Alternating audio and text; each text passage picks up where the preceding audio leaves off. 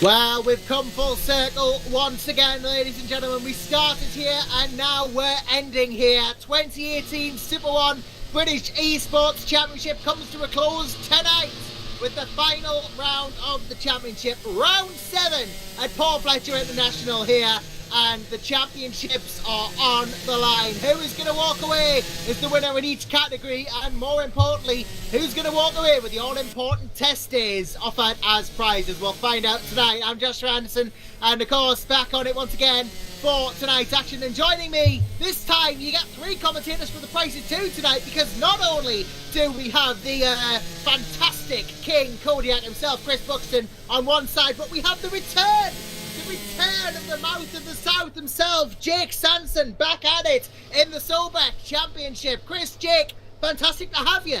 Always glad to be back, and what an incredible pair of races we had last time out at Glannygore, and that set the bar very, very high for our drivers to try and beat, or even to repeat. Exactly as Josh says, the championships are very, very close. So much so that our cadet classes, our cadet leaders, are both tied on 369 points. But Sam Shaw has got the advantage, as his drop score will amount to less points lost. So it's all for Josh Irfin to try and recover that. And of course our seniors have their battle wide open as well between Brandon Williams and Malcolm Smith. So it is all on the line, and I think we're in for some fantastic racing tonight.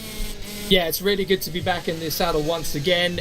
Very exciting to see how these 2 titles are going to go down to the wire, particularly considering that the cadets are now tied on drop scores up at the top. Josh Irvin versus Sam Shaw. It really could go anybody's way, and it's all going to come down to basically whoever beats the other on the road. In both the junior and the senior categories, it's still very tight as well. The fantastic thing about this first season of SOBeC is that not one single champion has been crowned yet. So we go into the final round of the championship really unknown as to who is going to take away each of the 3 categories. Yeah, looking at the form, you would think it would be Josh Irfin. He's been on an absolute streak since the start of it. The only blip in his form has been that first round, which, if all goes to plan for tonight, will be his drop score of 69 points. You can say the same about Sam Shaw, though, apart from one blip in round 4 where he didn't score at all. He only even took the start in that one, so that will be his drop score. So if Sam Shaw finishes second and Josh Irfin finishes in first place, obviously Irfin will win. But if it's the other way around, if Shaw wins and Irfin's second, then drop scores inclusive, Shaw takes it, but those drop scores have got to be considered, and all the other things are going to be considered as well. So you never know what's going to happen. Realistically, though, this is Josh Irfin's to lose, because if he DNFs, Shaw's just going to score points, and he will take the win. If Shaw DNFs, Irfin has it. Exactly that, and with something we mentioned quite a few times last time around, this is where the real mental fortitude of our drivers, and bearing in mind how young they are, this is where the champions' time to shine is really going to be put to the test. The pressure is huge, the prize is there for the taking, it is within their grasp, and it is something that our drivers are going to have to they're going to have to try and put that to the back of their minds, but it's so close. This is what they've been working so hard towards, and now it gets decided in just one more race. It's going to be absolutely amazing to see, but it just goes to show how well, even in the virtual world, this kind of pressure, this kind of experience really will prepare them for real world racing, because these championship battles happen in all worlds, all parts of the motorsport world. So it is great to see, and it is going to be time to shine for our young champions.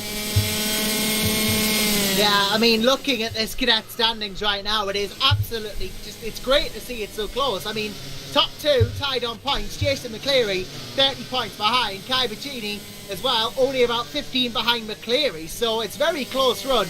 Realistically, we are looking at Irfin and Shaw for the title, and it looks like it's going to be a direct shootout between these 2 for the title. But if the worst happens and they both DNF, or depending on perhaps turnout, if they don't score more than about 30 points and Jason McCleary takes the win, McCleary can still win the title. So mathematically, Jason is still in this, as is Kai Bacini, but we are looking further down the order, probably going to be duking it out for 3rd place between the 2 of them here, and the top echelons of the cadet championship, going for that 3rd place.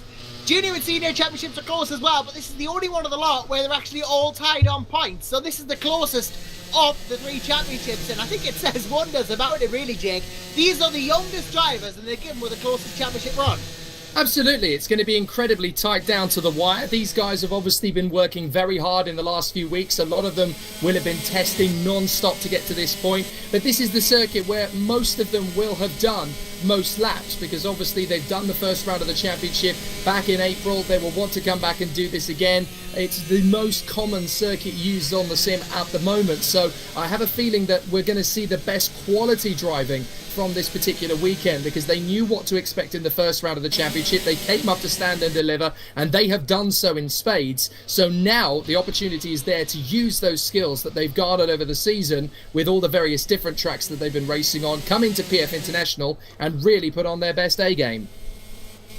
And we're also returning to this particular venue, so the drivers will have that extra air of familiarity on this particular circuit as well. Exactly as you said earlier, Josh, the season started here and is, of course, finishing here, unlike the rest of the circuits where some of these drivers may not have necessarily even seen them before they were then starting their own practice runs, whereas they know what to expect from this particular track. They've got that air of familiarity, and as the practice session has kind of dusted off the cobwebs, so now is again going to be where consistency really plays a big part.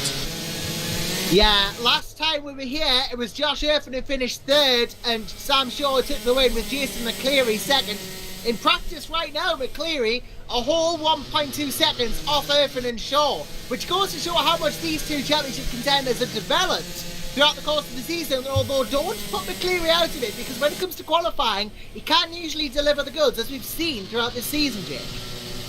It has been a very interesting battle, to be fair.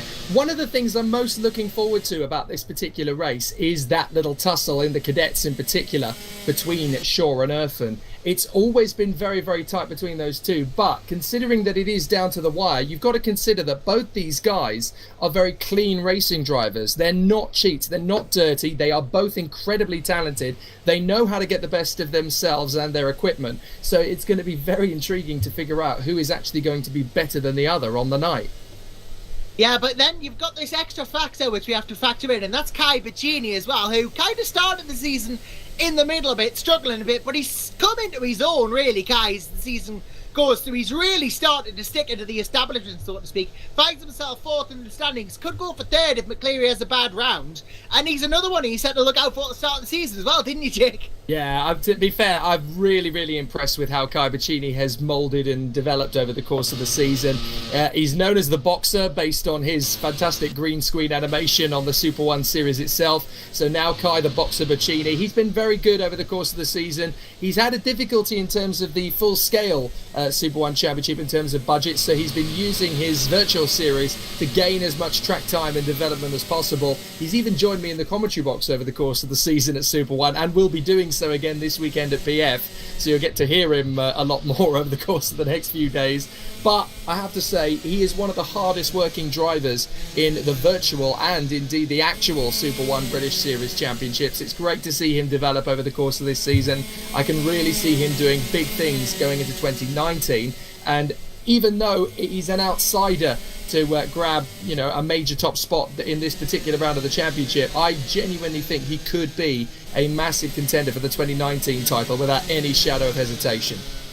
Yeah, and speaking of 2019, actually, before we go into qualifying, I've heard a little bit of a mill in the rumours, or a rumour in the mills, rather, that people who turn up to the race tonight get a free upgrade to the 2019 spec Kart Sim software. Yeah, this is very true. It was indeed outlined over the course of the email servers over the week. So yeah, that's absolutely true. So all of the drivers that compete tonight will get a free upgrade for the 2019 package. There's some big movement on the SOBeC and Kart Sim Racing front. We're not going to go into the details of that just yet, but a lot of people who've been looking at the Kart Sim project and thinking, is this really worth getting involved in for that money? I can promise and guarantee you that 2019 onwards, it is definitely something you want to be part of. Particularly considering where the expansion is going, how things are going to evolve. It's been a very productive season for Kart Sim as a company, and certainly for the Super 1 British eSports Championship. 2019 is going to be bigger and better in every single possible respect. Well, that gets the hype train going straight away, doesn't it? I can't wait to see what it is. I mean, you look at Kart and I don't know how it could possibly get any better than it already is. I mean, we've got these fantastic Army cadet carts and the X30s to the juniors and seniors. Surely the only other way up would be to go full brilliant and just add shifter carts, surely. We're not far away from that. I mean, it's obviously going to be an interesting development to see what will happen. I've been speaking to a couple of the guys at Kart Sim, and they've kept very tight-lipped. There are some Naturally so. Absolutely. Well, there's some very big things coming. They actually made a visit to the last round of the FIA karting calendar, which was, of course, the World Championships at Kristianstad in Sweden. So a lot of the European drivers got to sample Kart Sim for the very first time when we were in Sweden, and they were incredibly impressed. We actually had the Kristianstad circuit on the sim as well. So there's some big stuff happening. It's all for the positive. It's really, really exciting to see where the brand is going, and I can't wait to see how it unfolds. And for Chris as well, who's just come into the series, obviously the last round at Glanigor, obviously coming in for the first round there, you know, obviously seemingly by the sounds of it, you were very impressed by the racing that went on, but you know, you're going to get a taste of the action here at PFI as well. And how's it been for you? Because obviously it seemed like you were very impressed after Glanigor. Oh, absolutely. And as we mentioned before, what I was really impressed by was just the kind of the steely determination, particularly from our youngsters. I mean, don't get me wrong, our juniors and seniors had no hesitation in getting their orbit out and getting stuck in. But at such a young age, with comparatively less experience, I was so impressed at just how clean, how meticulous that our drivers did. Absolutely great, and also, I mean, obviously we've been focusing a lot on Josh Erfin and Sam Shaw. That adds a lot of pressure to them, and it's certainly from this particular perspective, they seem to handle that very well. And then suddenly Kai Vicini stuck the card on pole last time, or was right in there for the pole fight. So that also shows that that these drivers are not prepared to give up, and that's an absolutely crucial part of the mental game that goes on. Something I mentioned quite a few times as well, as Alfie Back to Davies actually gets a very decent time seemingly out of nowhere. It would be very easy. I see what's happened. He's made an off-track excursion, so in reality that lap wouldn't count. I was going to say he's reshaped the card as well. So, but also, I mean, the mental game is absolutely, it cannot be understated. It's very easy for people that are possibly outside of the sim racing world to simply kind of dismiss it as as meaningless, or it's just a game. That's the outsider's favourite tagline to put on these sort of things. But with the sort of prizes that are at stake, the opportunity of real world racing that can form from sim racing roots, it just goes to show that you can be fast, but if you can't cope with the pressure, you will crack. But equally, the further away from the front you may get, it may be very easy to go, oh well, I can't catch up. And exactly as Kai Vicini brilliantly demonstrated last time out, that real instinct of, I am not giving up, I am going to push until that final checkered flag falls. I was blown away by how well that our cadets did in particular.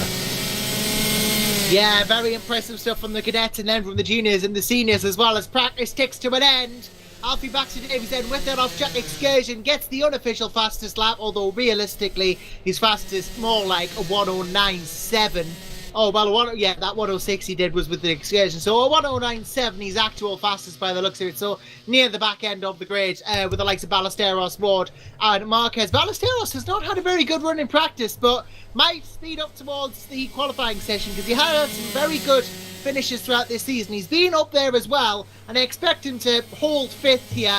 Fend off the likes of Ollie Stevens who are challenging him for that fifth. I expect him to hold it, and going into this last round, I think he's going to come out in P5 in the cadets myself. But we'll have to see how it goes. Anything can happen in quali in the race, and I'm sure anything is about to happen in quali the race as we get ready to take over now. And really, out of these 9 drivers starting, it's going to be a fight, I think, between Erfin and Shaw possibly Bacchini for the pole if he can really drag a couple of extra seconds out. But, you know, don't count out the likes of McCleary, Stevens, Ballesteros for a surprise good result here. Yeah, I think Sandro Ballesteros is one of those drivers who's absolutely committed and dedicated. He has always got good focus. He's pulled out a really good couple of drives in the bag over the course of the season. What's really held Sandro back is bad luck. He's always seemed to be in the wrong place at the wrong time when other drivers clatter into him, and their concertina effect, he basically always gets spat out to the scenery, and that's a real shame because in terms of one lap pace, he's probably one of the most improved drivers over the course of the season.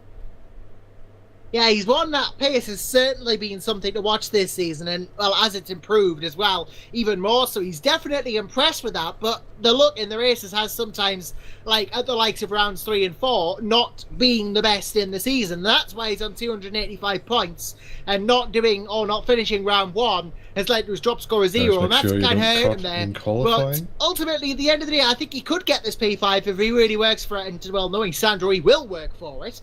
And, well, I guess at the end of the day, it's going to come down to if he finally has a stroke of good luck, because if he does, he could certainly jig it out and, you know, stick it to the best of them, as we keep saying, but ultimately, we'll see how that goes. It's going to be a couple of minutes before we tick over to the qualifying session. If you are watching the stream, of course, great to have you with us. Give us a like and subscribe to Kart Sim so you don't miss a thing for the 2019 season when it comes up as well. And obviously, you know, share the stream with your friends as well. And, you know, it just helps, really, because you wouldn't want to miss this with the season we've had. And especially with the qualifying we had last time out at Glenago. Jake wasn't here, of course, so you'll not know about what we and Chris have now coined the Glenago effect, Jake, because I don't know how they managed to do this. I assume somehow Jimmy was involved. That is always directly Jimmy Allison. But somehow, in both the junior, senior and the cadet sessions, the pole time was shared by the top 2 people. That has got to be a first in racing circles for 2 different racing events on the same day for the front row to have exactly the same time to the thousands. I couldn't believe it when it happened. I mean, I was just like, what? Okay, yeah. Come on. And then it happened again. I was like, even more, what? Because this is a fluke, definitely, yeah. But it wasn't. Once is amazing, and then twice was absolutely phenomenal. You know, the closest thing I've ever seen to that in real life, there was a karting championship qualifying session I did last year in the seniors, where basically the top 5 drivers were separated by 0.08 of a second. That's about as close as I've ever seen that before. Yeah, but in 2 races to have 2 with the exact same pole time is absolutely unreal. I mean, don't get your hopes up, ladies and gentlemen. We're not expecting that here at PFI. It's a much longer track and there's much more scope for mistakes, but I would expect it to be pretty close in this qualifying session, given this is the track with the most experience for the drivers. So I would expect, you know, qualifying times to be very close. Not quite equal, but very close. Maybe we'll get a couple of karts within the thousands as the likes of Sean Bacchini start the qualifying laps now. Yeah, there's a fair amount of traffic as well. It doesn't look like that some of our drivers have got a face full of someone. Someone is really chasing Bacchini as well, so that could compromise them. It could aid them a bit if they're following a faster driver. They could try and copy the lines or what have you, but it does tend to serve as a bit of a distraction. Josh Irfin is... so actually Sam Shaw that's chasing Bacchini, and Josh Irfin's got someone right behind him. It doesn't tend to serve too well. It tends to distract the one in front and can hold up the one behind. The one behind is the quicker driver, but you never know. So this tends to be the banker lap. It doesn't tend to be where the fastest lap is achieved. So we will see how well our front runners do. So, the pressure really is on Irfin and Shaw, as previously said, to just maintain their championship form. But it's got to be playing on their minds. At the end of this, one of those 2 will be champion. The phrase "it could be me" is going to be in their minds. But they just got to keep themselves calm, get that to the back of their minds, and do the best they can in the time they have to qualify. Yeah, Sam Shaw gets one of the first laps in, 107.7, that's probably going to be the benchmark. Kai Vicini only about quarter of a second behind it, very close. Josh Erfin a whole second behind it, but as we've seen, Erfin tends to get better as the session gets towards the end anyway, so that will not be representative of his final time properly. McCleary a whole second down on Shaw, so definitely not up there with the pace that he had in round 1 here at PFI. Obviously, the front runners have gotten away from him a bit. Ballester was 1.5 off. But again, these are banker laps rather than final qualifying laps. These are just laps the drivers want to get in. There's a bit of contact between Shaw and Bacini here. Sam Shaw trying to muscle his way through and get some clean air. But ultimately, at the end of it, these are not representative laps. These will probably improve towards the end of this session. And we'll see exactly who gets the pole after time has expired and the last car crosses the line. That's generally how it is here. Yeah, I think one of the things we're going to have to keep an eye on with it being PF International is that the fastest laps are probably going to come at the very death of the session. This is one of those tough circuits to really get used to. You've got to build up to it. There are so many different parts of the circuit where the technical side of driving and being smooth and making sure the brake is exactly at the right point, you're getting on the power at exactly the right time. This is a very technical circuit. It's the toughest in Great Britain. In fact, it is the only British racetrack which is FIA homologated, so you've got to be absolutely on your A game to do well here, and as a result of that, it does take a long time to get into that natural rhythm. Now, the drivers and the cadets are going to find it harder than the juniors and the seniors, so imagine that first lap going to be absolutely pinnacle to get right, because if you get that first qualifying lap smooth, the rest will just follow naturally. It's also quite a comparatively long track as well, so they don't have very long. We've got 2 minutes 40 left on the clock, and you're probably still only 2 more laps then. Well, yeah, indeed, yeah. If they get one wrong, or if they're then held up by somebody else, then that is really going to pile the pressure on for the race. Of course, it is where they finish, not where they start. We all know this, but it comes back. You know, I've mentioned it so many times, the mental game. If you get a decent qualifying, or equally, if you have a potentially good qualifying scuppered, those are also just lots more bits of pressure that get added to these drivers. So we really will see the very best shine, I feel, today. Speaking of pressure, Josh Erfin just cracks it up on Shaw. 3,000 separate the two of them right now in this qualifying session. 107.754 from Shaw, 107.757 from Erfin. This is so close between the two of them. Looking like the two title rivals will go one-on-one into the first 10. I hope they don't send a prostate, because that would just be disastrous. But ultimately, Shaw and Erfin, again, setting the benchmark here. But Kai Vicini has free air now, probably going to get another run after this lap as well. So realistically, could still nab pole, but he does have to find 3/10. The top three are right with each other on track as well. Sam Shaw's actually the back of the three, so if anything, I mean, they'll feel like they're racing each other already. But yet again, here come the mind games. Kai Vicini, he may not necessarily be aware that he's got Erfin and Shaw directly behind him, but Shaw will just have essentially the carrot directly ahead of him. He could try and kind of not necessarily purposely distract Erfin, but he's got those two directly ahead. That will put it. Oh, and look at that! Kai Vicini has now got the top spot, 107.614. But even still, the top three are less than 1.5 tenths separated. What did I say? As soon as Kai Vicini gets fresh air, he can stick it with the best of them. And now he's got almost a tenth on Erfin. That's going to crack the pressure up again. Erfin goes very wide out of that corner. Shaw takes a much tighter line. It's going to save him some bother and possibly some time in the process. But again, it's going to be coming across the line. We know who's got pole share. This will be the last lap for these guys, probably. Vicini coming round into the hard left now.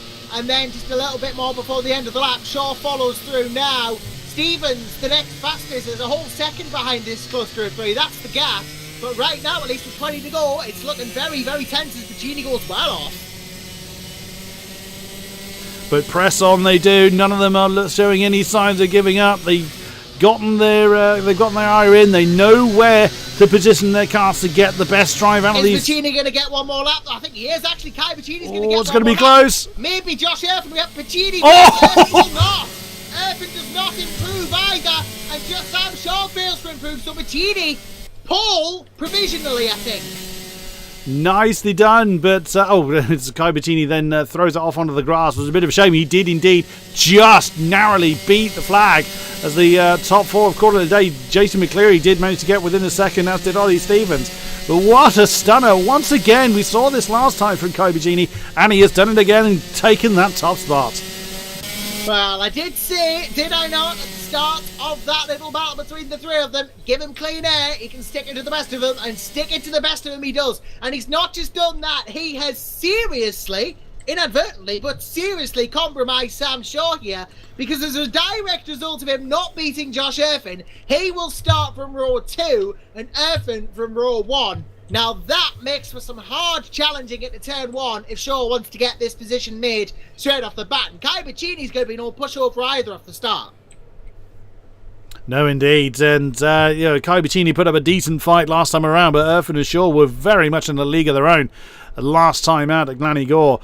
And I highly doubt we're going to see any deviation from that formula this time. But, yeah, that does add a little bit more to Sam Shaw, especially if he felt that that it all depends on how much more they feel they could have got out of the car. If he feels that that's everything he could have done and he's still that little bit slower, that, again, that just adds that little bit extra bit of doubt, that little bit more pressure on young shoulders. But once you start to settle into a race rhythm, especially if you're able to really keep the fight going with your opponents, it does help to alleviate those kind of concerns. You get into the zone, you just focus exactly on what you need to look at. So Kai Bacchini has got very little to lose at that point. He's got far less pressure on his shoulders, I should say. So that could be a real confidence boost. And things like this can help onto the next race. Of course, that will be next season. But looking back at the sort of momentum that Kai Bacchini has found, exactly as you said earlier, Joshua, he's found several decent results, particularly in the latter half of the season. He's got a couple of poles under his belt as well. That can only help to bolster this confidence and just help him improve. Yeah, Kai Bacchini really has had it all this season, the good, the bad and the ugly, but to be honest with you, and I'm sure Jake Sanson will echo this sentiment as well, what Kai Bacchini really needs to finish his season off is a win. I think he deserves a win, at least one in the Super 1 British eSports Championship. And to take pole from Josh Erfin and Sam Shaw is not an easy thing. Did it at Glannygore, of course, but here at PFI, where he's raced before in the SOBeC season, I think this time around, he's going to put his money where his mouth is. He's going to put all the experience he's had this season, the good, the bad, he's going to take it all, he's going to put it all on display here, and I say Kai Bacchini, if he doesn't put up a very, very good fight for it, wins. It's a perfect start, and he's exactly in the right frame of mind to take advantage of his current form. He's definitely put on a good show from qualifying the last 2 meetings. All he has to do, effectively, is hold his nerve going into that first quarter. If he can control the pace from the front and get into a good lead from the start, that first sector is very, very tricky to get right. And if he can just hold his nerve and keep his composure in that first sector, I think a win is very much on the cards. Yeah, evidently could be potentially a win here for Bacchini if all goes well. As we now just are seconds away from the start here at Paul Fletcher International for the final round of the Cadet Championship here in the Super 1 British eSports Series. Kai Bacchini on pole once again, but he finds Josh Erfin on the outside with a preferential line right there beside him as well. And, well, Sam Shaw behind in P3. He is going to have the drive of his life to get this championship won now as we wait for the start here at Paul Fletcher International. The lights are on! And for the final time in SOBeC Cadet Championship, the lights are off as well. Kai Bacchini is going to have it all to do with the start here. Moves straight over to try and stop Erfin, but it's not going to happen. Josh Erfin gets through. Sam Shaw is going to have to defend him. Jason McCleary on the outside. We come into turn 2. The long left-hander. McCleary's got through and Shaw gets bumped from behind by Stevens. No bumpers lost though. Shaw is going to have to dive here, and he gets it with a bit of body rubbing against McCleary, who gets Stevens eked out as well. But Shaw was already lost about 2 seconds on the likes of Bacchini and Erfin. That is not the start, Chris, that he wanted. That is a catastrophic start to his potential championship winning drive then for Sam Shaw. He's going to have to settle his nerves. He's going to have to get back into the rhythm. He will have to hope that Kai Bacchini is going to take the fight to Josh Erfin, which is precisely what he's doing. Look at that. Kart 7 is having to fight so hard to keep Kart 14 behind him. Bacchini is doing exactly what Sam Shaw would want him to do. The more they fight, the more they're going to be a little bit slower and allow Sam Shaw, who has broken away a little bit, he's broken away quite significantly indeed from Jason McCleary, who had a cracking start and was really able to put a lot of early pressure on Sam Shaw. Now they're beginning to get into their rhythms. McCleary runs a little bit wide. He's got Ollie Stevens on his case. But Sam Shaw is really beginning to eat into that gap between himself and Kai Bicini. So he's got a lot of work to do, but Josh Erfan doesn't have it all his own way just yet. Yeah, Shaw got a big wiggle on through two there, but as you rightly say, this is what he wants. He wants Erfan and Bicini to go out. This is his best shot at catching back up again. He wants Bicini to get in front of Erfan, ideally, and slow him down with the battle, and that'll give him a chance of getting back in the action here. But Kai Bicini's got nothing to lose by going for this. He has absolutely nothing to lose at all. He may as well go for the win. He may as well, I think he is going for the win, but he may as well fight Josh Erfan. Josh Erfan's got more to lose by fighting Bicini than Bicini has to lose by fighting Erfan. It's Josh Erfan who's being pressured here, and that's exactly what Sam Shaw wants. He just has to keep his head down, get back in the game, and try and win this title. Yeah, Kai Bicini is definitely going to be the deciding factor of this race, and he's had a little bit of an excursion, but fortunately not lost too much time in doing so. Oh, McCleary's had one. Yes, he has indeed. Yeah, he's had a big excursion there. Not lost his bumper, but he went far off the track enough for Stevens to have now possibly within looking distance here. Ballesteros further behind. Then back to Davies and Warren and Marquez rearing up the back here, having a fight of their own, ultimately effectively being the rear guard here. But Kai Bicini not giving up in any sense of the imagination. Neither is Ollie Stevens on McCleary here. No, absolutely. But Kai Bicini is falling back a bit from Josh Erfan, who in turn is actually extending the gap to Sam Shaw. So Josh Erfan is seizing this opportunity absolutely brilliantly. He had an absolutely perfect start. As you said earlier, Josh, he had a slightly more advantageous line coming into turn one and brilliantly outgunned Bicini into that turn, getting that all-important top spot. He's got quite a bit of gap between himself and Sam Shaw, just under 2 seconds. But he knows that one mistake could absolutely throw it away. We saw it quite a few times at Glanigor in particular, where just one mistake, just dip a wheel onto the grass, hit a curb too hard, and that could spell the disaster of your race. So I doubt he's going to be letting up at all. You'll see just how hard he's pushing, particularly on that last turn. He's using every bit of track and slightly more that is available to him. And still, Kai Bicini's hanging on in there. There may be half a second, but that could absolutely disappear in the blink of an eye.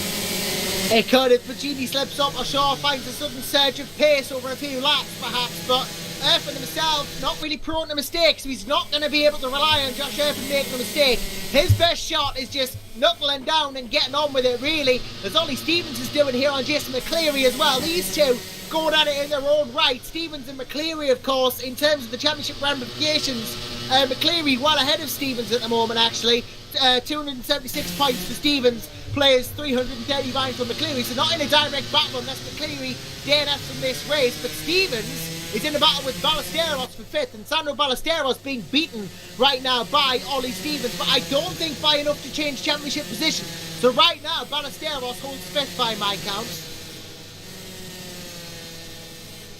Either way though, Bicini and Erfan at the front still going at it. Shaw trying to close in, but the gap to Erfan is just getting bigger and bigger. Now stands at 2 well, it's gone back to 2 seconds now. It was 2.1. He's gaining in that last sector, but on the whole, Erfan is pulling away here. Bicini holding a very solid half a second behind. So realistically, a third of the way through this race, Sam Shaw is not doing enough. He's not doing enough yet, but they've still got quite a few laps to do on this very long and testing circuit. As Jake alluded to earlier, it's exceedingly technical and is very, very trying for these young drivers to navigate for the length of the race, especially with the amount of pressure they already have on their shoulders. So it's going to be very interesting to how long they can hold on for. But yeah, at the moment the top three seem to be pretty much locked in their positions with the gaps that they've got. Sam Shaw gains a bit and loses a bit as the sectors roll on, and Josh will be aware of that. He will be able to see where Bicini is in particular, and he will see there's a sizable gap between himself and Sam Shaw, his obviously main rival, so that will help him calm down and just maintain the rhythm. He's doing a brilliant job of just hitting his marks. Consistency is absolutely paramount, particularly in these lighter powered vehicles where you don't have any kind of power, major power difference or downforce or anything like that, any kind of major characteristic difference between yourself and your rivals. It all boils down to driver talent and consistency, and Erfan is doing a brilliant job. He is. He's just absolutely he's cleaning house at the front of the shop here. And ultimately, you know, he's cleaning it up for that trophy cabinet that he might need to buy for the win he's going to get here in the Cadets. Remember, 2019 Super 1 season, fully funded for the winner of the Cadet Championship.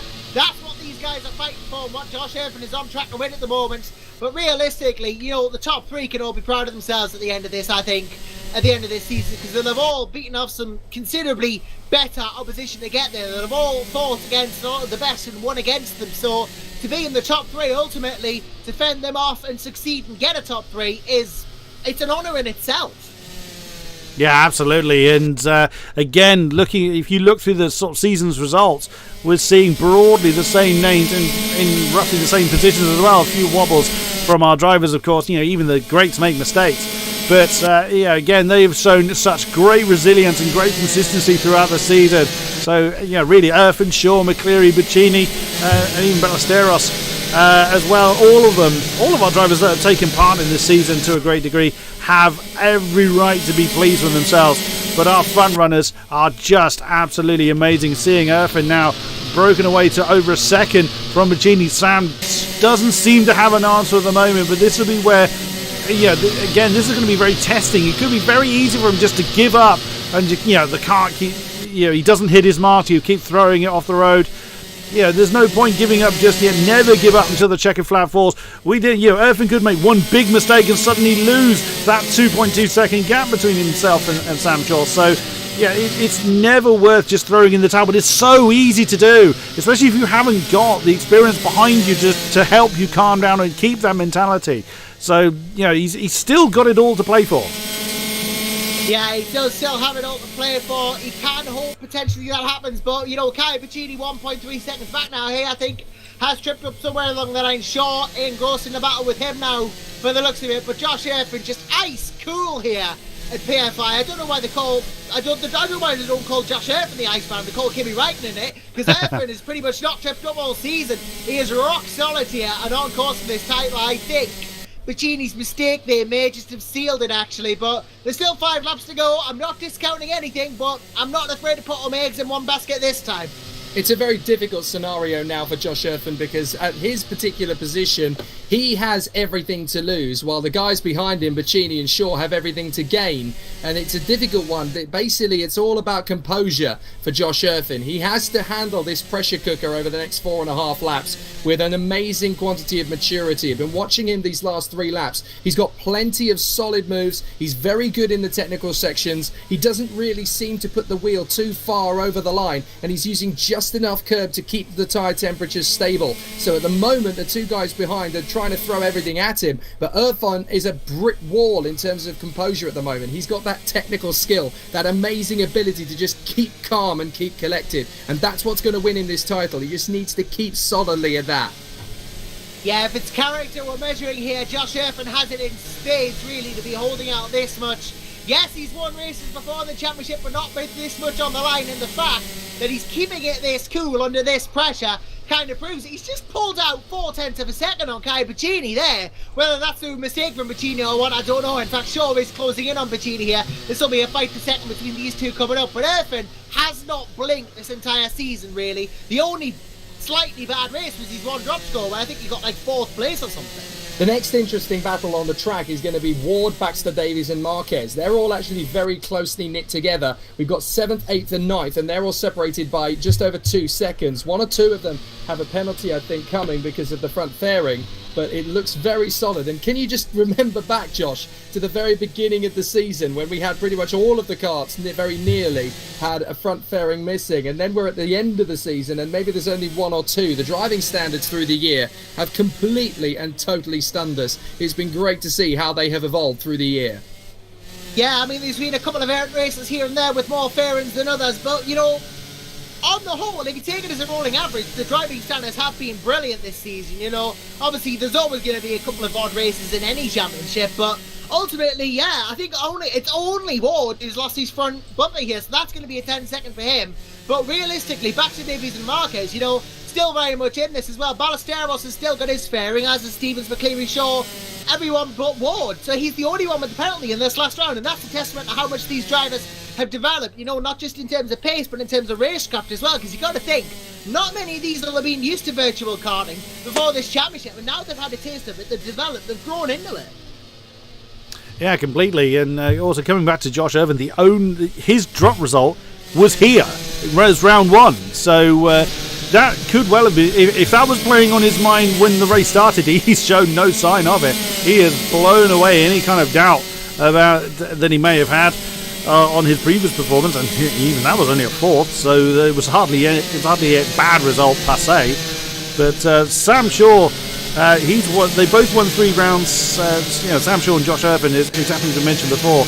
Josh well on his way to taking the win here as the laps continue to count down. But yeah, exactly as Jake says, Josh has just got to keep that composure. It would be so easy to say, yes, I have this, get a little bit too cocky and throw it all away. We've seen it happen so many times throughout the motorsport world. So Josh Irvin has done an absolutely stellar job, got the start he needed, and has just held it brilliantly well. And he's just been in a very much class of one. Yeah, Shaw has pushed him hard all season, and there's no denying that. And ultimately, Shaw, if he just had that bit of an edge here today, might have made a worthy champion, and where he'll finish second in the standings, and a rightful second, a valiant second. He deserves to be doing as well as he has. He's been up there all season, and he will be disappointed with the second place, but I don't think he should be, because he's come up against someone as good as Josh Irvin, who starts his final lap now of the PFI circuit, only about 60 seconds away from what may be an important step in his racing career here, ultimately, Josh Irvin. And if he does compete in a higher category in next year's Super 1 British eSports Championship, I would expect him to be right up there with the likes of the juniors and seniors as well.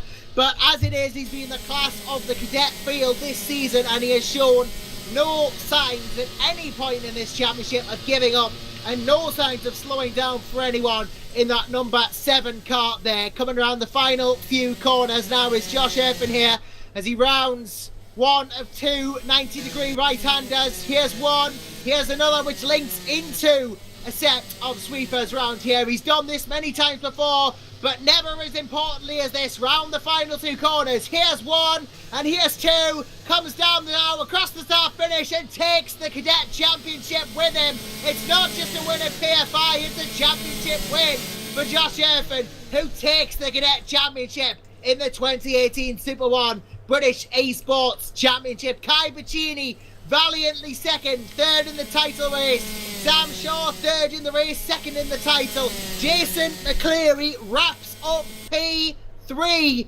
for himself, I believe, with that result as well. So Bacchini actually finishes 4th in the standings.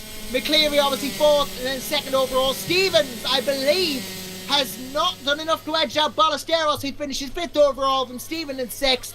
Ryan Ward then 7th from Alfie Baxter Davies and Nathan Marquez. So a close-knit affair all in, but really what a race that was, and what a title win, Jake, for Josh Irvin. And what this means, of course, now is something that he's been trying to build up to for quite a long time, because obviously he came back to Great Britain after his Italian campaign over the course of the year for the Kart Masters Grand Prix earlier this year, and he put on an exceptional performance in his one British weekend. To wrap up this title, it's going to give him something really exciting to shoot for. The 2019 championship is now going to be on a plate for him to compete for. So there's definitely an amazing credence behind this performance from Josh Irvin. We now know for definite that he'll have the ability to go after the 2019 title. And let's not forget some of the drivers that have been able to do that in the last few years. Obviously, we've had Harry Thompson come through and be champion in the cadets in that particular championship. And now he is a Red Bull junior driver and competed in the World Championships at Kristianstad this week in Red Bull colours for the Ricky Flynn Motorsport team, which, of course, won the World Championship in 2014 with a certain Lando Norris. So there's definitely big things to come from that. And also another man who's recently won the Cadet Championship, who's gone on to massive things, Taylor Barnard, who's now part of the Nico Rosberg Academy, and he lined up on pole position for that Junior Championship this weekend. So it's been fantastic to see, you know, how the youngsters in Cadet have come up. And now Josh Irvin, with this championship win, has a full seat on the grid for 2019 in the Super 1 British Cadet Championship. He has a genuine chance to join that rank of drivers. Yeah, going to be very interesting to see how he goes from here. I'll be keeping a very, very interested eye on the Super One, I think, to see just how well he does. I think he's going to shake the establishment over if this is anything to see by. But really, ultimately, Josh Erfin, the champion at the end of the day here, takes the Cadet Championship and the Super One British eSports Championship inaugural season. The first to get into Super One through here, and I'm sure he will not be the last. Absolutely, and this also showcases, just how as I was mentioning it earlier, how the sim racing world can be a great door opener for youngsters that possibly couldn't, maybe didn't have the finances or didn't have the opportunity to start in the traditional karting routes, and to then prove themselves at top level flying. Esports as a whole is gaining a lot of momentum. A lot of traction, for the want of a pun, throughout the real racing world. It's turning a lot of heads, and people are taking much more notice. And so to get the youngsters, to get the grassroots racing involved in esports is absolutely fantastic to see. Exactly as Jake says, it's going to be a massive door for a lot of future champions.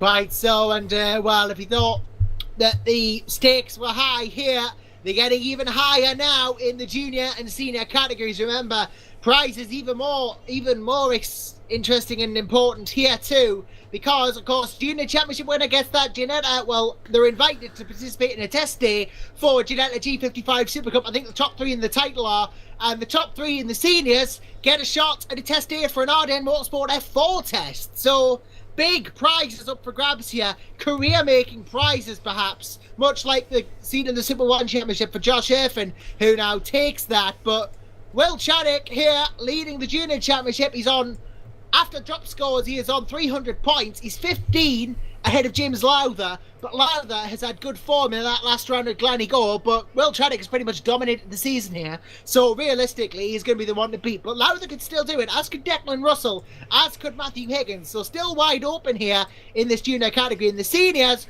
Brandon Williams leads Malcolm Smith by 6 points. It's going to be a close one, but Malcolm Smith needs to win, and Brandon Williams third for Williams, and that's the minimum for Williams to take the overall championship lead. But of course we know the top 3 all going to be invited to that test day for the respective prize.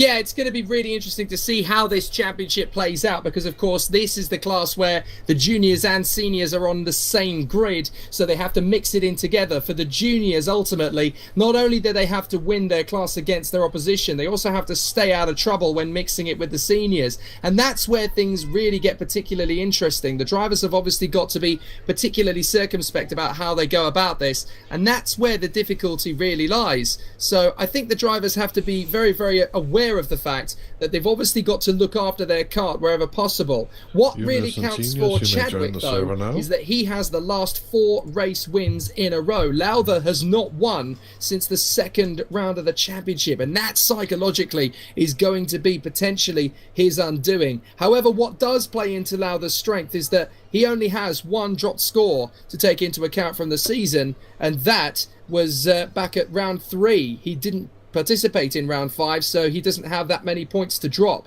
It shows just how difficult things are, because the Will Chadwick effectively has a maximum score of 300 points from the 2 drop rounds, because his only dropped scores were not race victories. So it's very interesting when you look at it from a mathematical point of view, but also just 3 points behind James Lowther is Declan Russell, so he could sweep in and potentially take not just the second place in the title, but the whole thing. There are so many different things on the table for the juniors, and when you look at it from the point of view of the senior battle, Chris, obviously the last couple of rounds of the championship have been very unpredictable. Ben Hamlet has picked up the last 3 race wins, but it looks as though mathematically he has a very slim chance of wrapping up this championship. It's still mathematically possible, but realistically it doesn't look like it's going to be his day. So you have to say this is a very intriguing end to the season.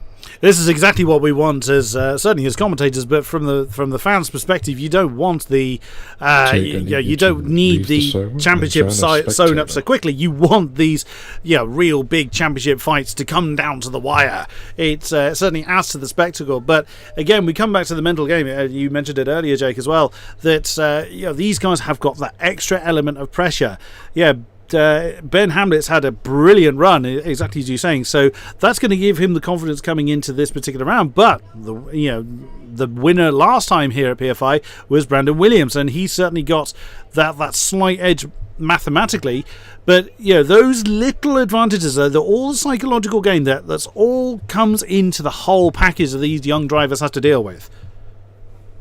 Yeah, I mean, looking at it from, I honestly actually think Ben Hamlet has a serious chance. I mean, call us mad if you like, but looking at it this way, he's going to have a drop score of 0 and a drop score of 63 by the looks of it. He's going to have, if he wins here today, it's 4 75s and a 66. That is a lot of points. He's going to have a good job. If Williams finishes like third, and Malcolm Smith takes the win here, second rather, Smith is going to get an extra 72 points, so one of the drop scores will be a drop score still. Williams will get 69 on the board, which I think is another drop score. And at the moment, so realistically, in that case, I don't think the points of Smith and Williams are going to change that much. Hamlet has 75 to gain here at the moment because he's got a 63 and a 66 to drop.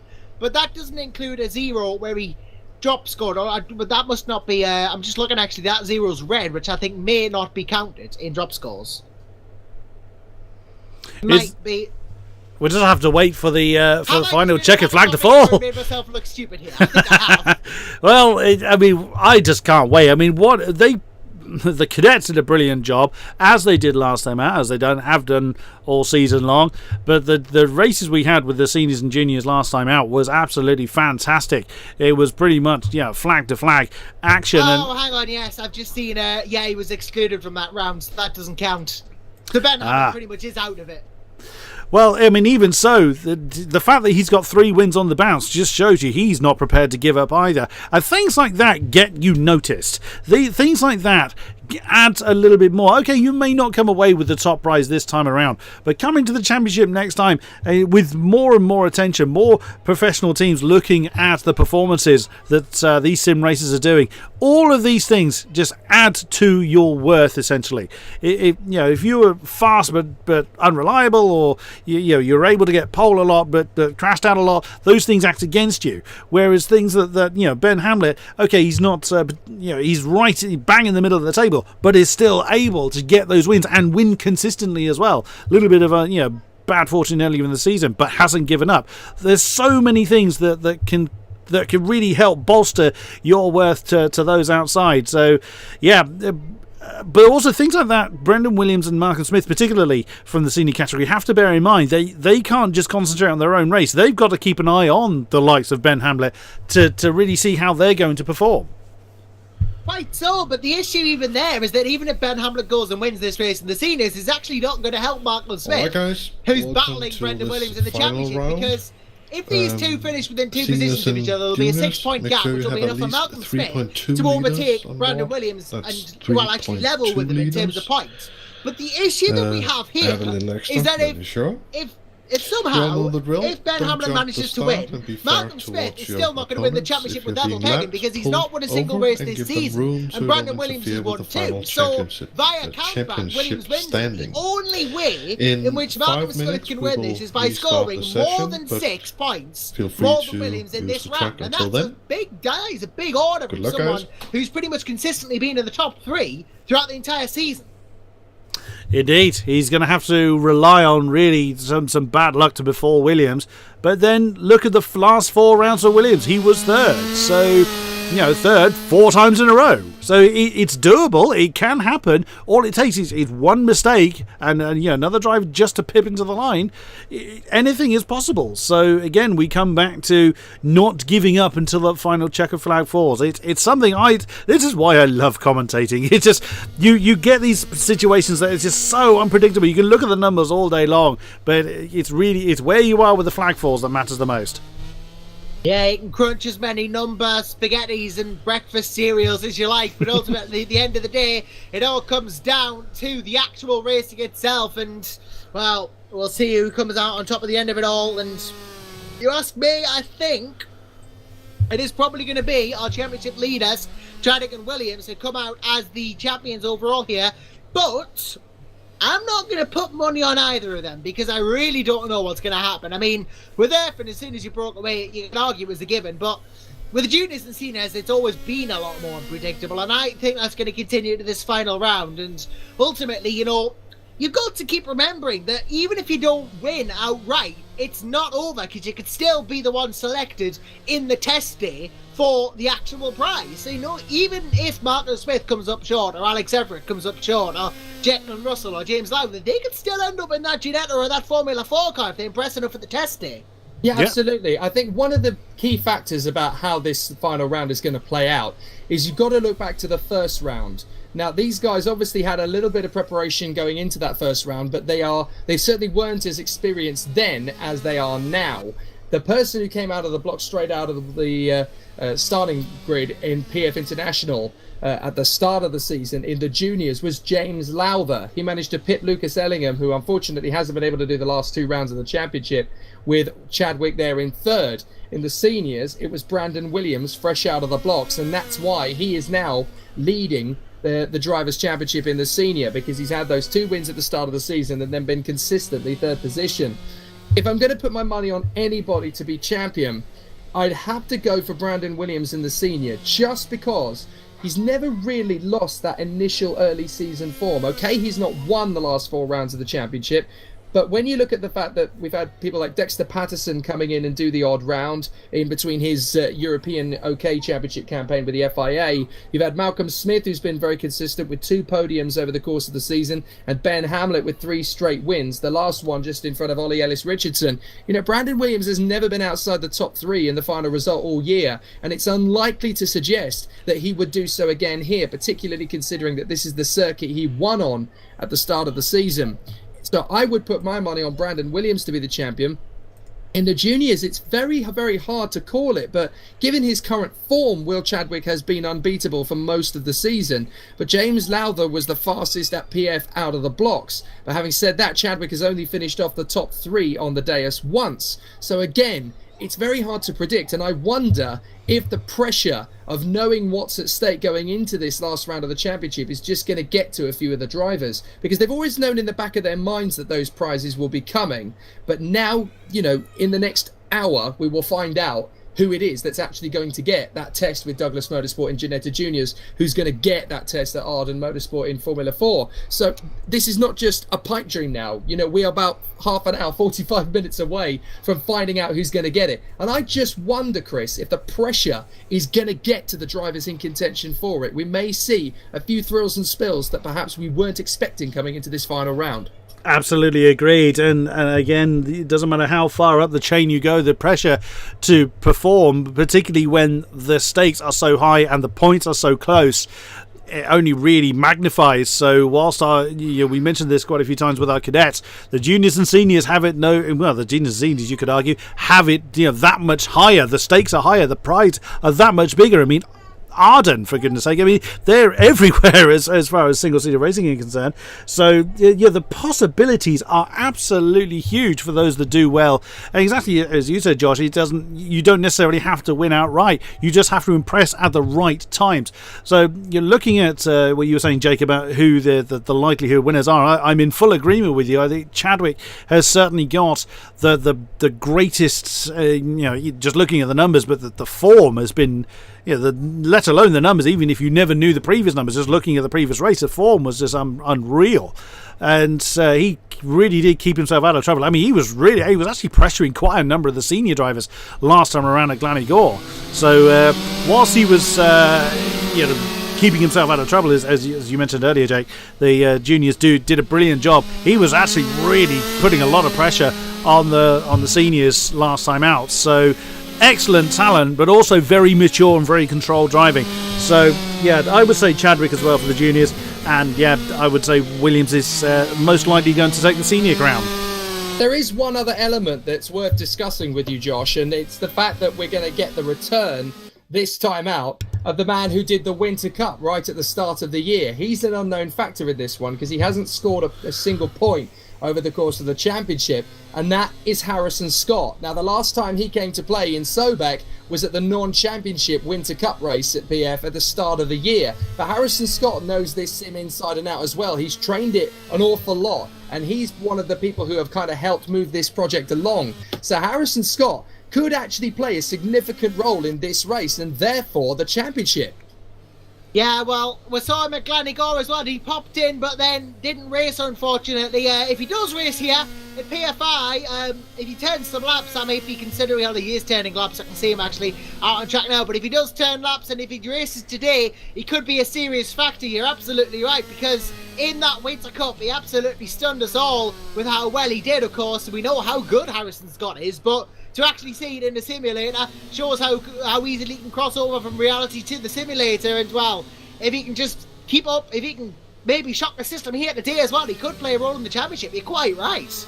Yeah, of course, this is a guy who is the European Formula 3 Open champion from last year. He knows pretty much everything there is to know about working a new product and working a new car, and he's absolutely fallen head over heels in love with the Kart Sim. He absolutely adores it. I was chatting to him at length at the Autosport show back in January. He really adores it. It's very funny, you know, we get to see a lot of these guys who've had a go at the Kart Sim over the course of the season, and I was watching a lot of drivers over the course of 2018 having a play with it, not just the British drivers, but obviously you've been looking at people on the world stage. Lando Norris came and had a play, as we know, of course, at January, back at the Autosport show, and we've just come back from a weekend at the World Championships at Kristianstad, where not only all of the European drivers had a go at it, so did Felipe Massa and 2016 Formula 1 World Champion Nico Rosberg. They all had a go on the sim at the weekend, and they were all absolutely blown away and taken aback by just how realistic it was. So the guys racing here tonight are basically racing a piece of software that has the seal of approval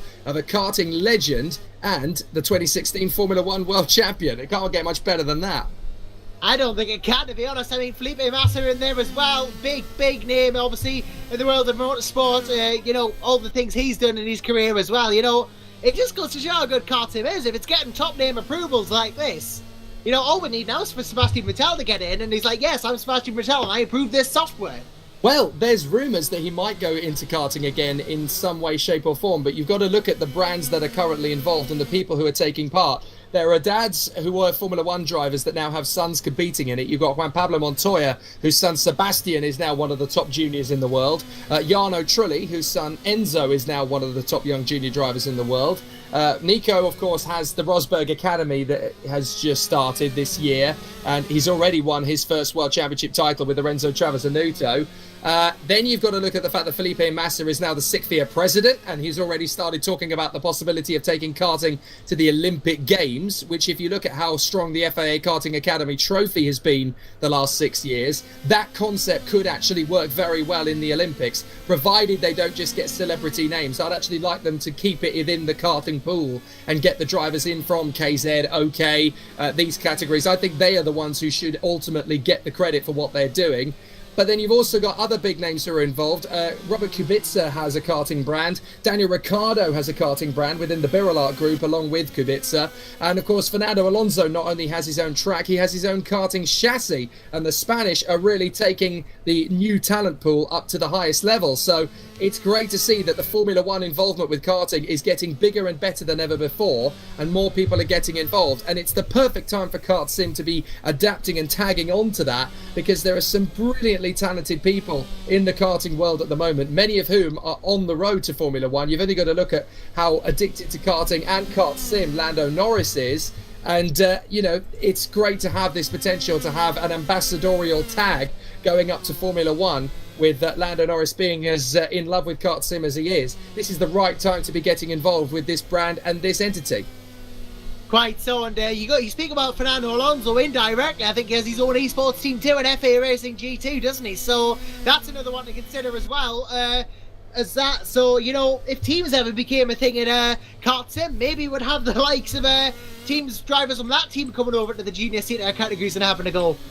Yeah, do you know the growth of this particular brand, the Kart Sim software, the interest in it? I do not think it's going to be too long, maybe 2 or 3 years down the pipeline before we see an international championship where people from all over the world will have their own Kart Sims in their bedrooms, and they will actually be competing under the brand licenses of some of the biggest teams in the world. You've got to look at it from the point of view of some of the teams that are looking into eSports as an entity. And of course, you know, the championships that are involved now, there are some big names involved in F1, in touring cars, in MotoGP. I doubt it's going to be long before the world of FIA karting will start to bring in the big guns. You know, people like Kart Republic, Praga, Gillard, Birolart, Tony Kart, Drago Course, CRG, Expirit. I don't think it's going to be long before these big brands are going to get involved. And then, of course, you've got to look into the other entities, the likes of sort of Cosmic and Paralin. You'll have the other teams involved within those particular brands, such as Lennox Racing, the Schumacher Racing team, which has its own brand now for next year through Ralf Schumacher. It's only a matter of time before they pick this idea up and run with it. You got to look at also that how well the Formula One, as most of the Formula One teams have embraced esports as well. We're seeing how the real life teams are signing esports drivers to represent them in the esports world. If you've got support at the top, it makes the support towards more towards the grassroots so much more of an appealing prospect for outsiders looking in. It could be very easy to assume that, and for a number of years, really, the grassroots racing was not so much ignored, but didn't get the credit it deserved. I mean, every driver starts at grassroots. No matter how you get there, everyone has to start somewhere. So, seeing how the esports spotlight is being cast and how well it's being supported in the real world, I absolutely agree with you there, Jake. It's only a matter of time before the karting world gets their fair share of representation. Yeah, and the thing is as well, with this particular sport of karting and the virtual karting world, I mean, the thing that's really baffled everybody is the realism of it. I mean, I've actually driven the PF International circuit, and it feels to drive exactly as this simulator makes it to drive. And that's what is absolutely baffling. I've driven karts on various simulators before, and it's got close, but not quite close enough for me to feel realistic. Whereas with this, the only sensation I don't feel is what every racing driver, thinks on instinct, and that's the backside. You don't get that sensation of G-force. But other than that, the braking is accurate, the throttle response is accurate, the steering rotation is absolutely spot on the mark. You've got to be delicate. The only reason it can be a little bit leery is because the natural flow of karting, when you add weight to the kart, that changes how the kart is responsive. But you don't get that in the virtual. So it basically treats you as if you're minimum weight. Now, because you may not be used to that, you obviously have to adapt and build around it. But in terms of the actual driving challenge, this is without a doubt, having driven the PF International circuit and the Glanigor circuit over the course of this year, and then obviously going into the sim several times, I think this is just about the most accurate representation of karting that's ever been done in virtual reality. And I'm going to throw a little caveat into there and show off a tiny bit and say that when we were at Kristianstad, Gabriele Mini did a 52.2.